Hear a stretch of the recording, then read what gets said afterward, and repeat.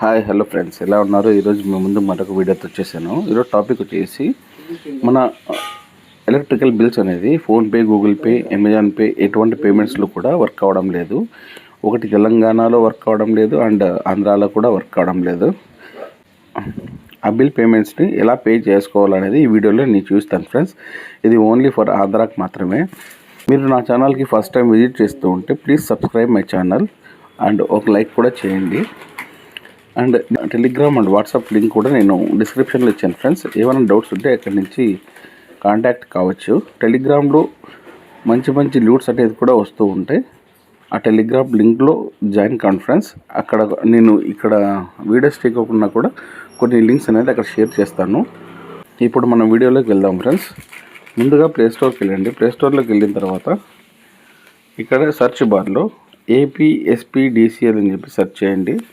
Search చేసిన తర్వాత మనకి ఇంటర్ఫేస్ అనేది ఇలా ఉంటుంది. సదరన్ పవర్ అని చెప్పేసి దాని ఐకాన్ వచ్చేసి ఇలా ఉంటుంది అనమాట. ఇలా వచ్చిన తర్వాత మనం ఇన్స్టాల్ చేసుకునేసి ఓపెన్ చేయండి ఫ్రెండ్స్. ఓపెన్ చేసిన తర్వాత మన మెయిన్ ఇంటర్ఫేస్ అనేది ఇలా ఉంటుంది. ఇంటర్ఫేస్ ఇలా ఉన్న తర్వాత ఇక్కడ రిజిస్ట్రేషన్ ఉంది కదా, దానిపైన క్లిక్ చేయండి. క్లిక్ చేసిన తర్వాత మీ 13 digit సర్వీస్ నెంబర్ని ఎంటర్ చేయండి. అది కరెంట్ బిల్ పైన ఉంటుంది. ఆ 13 digit సర్వీస్ నెంబర్ అని చెప్పేసి అది ఎంటర్ చేసి ఇక్కడ 10 digits మొబైల్ నెంబర్ చేసి రిజిస్టర్ సర్వీస్ పైన క్లిక్ చేయండి. రిజిస్టర్ అయిపోయిన తర్వాత ఇప్పుడు మనం పేమెంట్ ఎలా చేసుకోవాలని చెప్పేసి మీకు చూస్తాను. ఇక్కడ బిల్ పే అని ఉంది కదా, దానిపైన క్లిక్ చేయండి.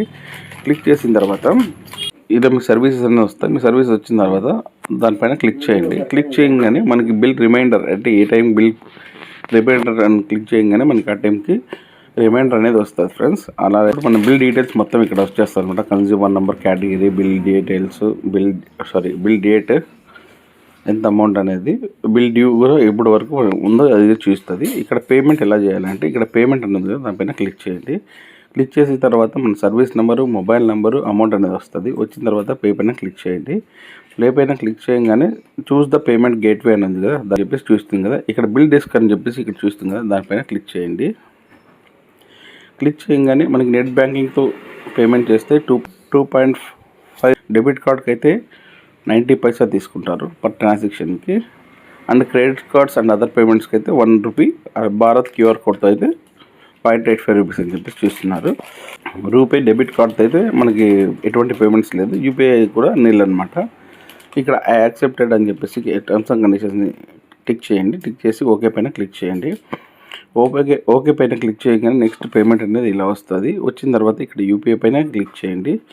యూపీఐ పైన క్లిక్ చేయగానే మనకి యూపీఐ ఐడి మీకు తెలుసుంటే యూపీఐ ఐడి పైన ఎంటర్ చేసి పేమెంట్ చేయండి. లేదా pay by any UPI ID ఉంది కదా, క్లిక్ హియర్ టు స్కాన్ అని ఉంది, దానిపైన క్లిక్ చేయండి. ఈ క్యూఆర్ కోడ్ని స్కాన్ చేసి కూడా మనం పేమెంట్ చేయొచ్చు.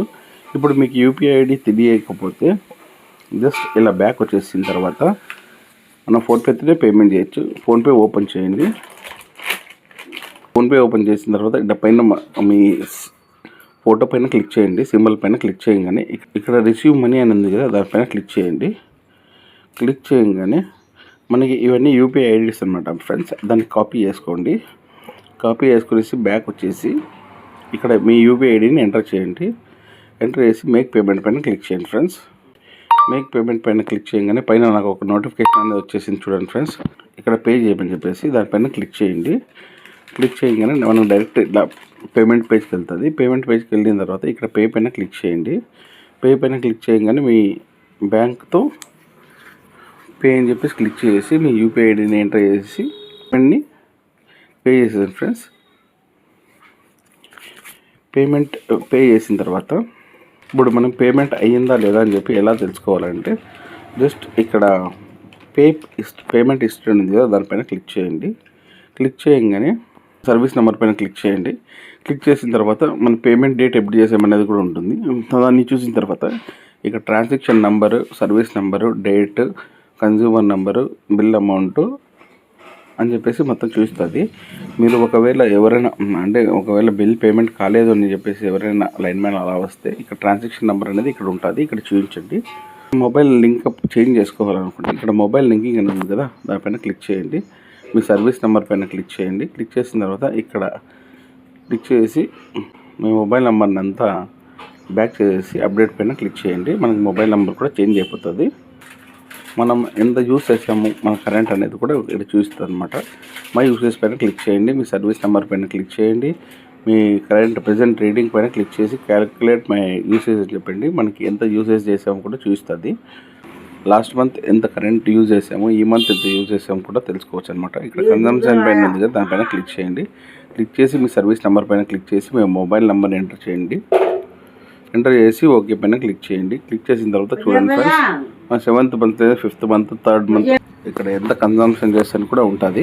మీ డీటెయిల్స్ మొత్తం చూసారు కదా ఫ్రెండ్స్. మనం ఏపీ ఆంధ్రప్రదేశ్లో బిల్ పేమెంట్స్ని ఎలా పేమెంట్ చేయాలో ఇలాంటి మరిన్ని వీడియోస్ కోసం నా పేజ్ని లైక్ చేయండి, షేర్ చేయండి అండ్ సబ్స్క్రైబ్ చేయడం మాత్రం మర్చిపోకండి ఫ్రెండ్స్. జై హింద్.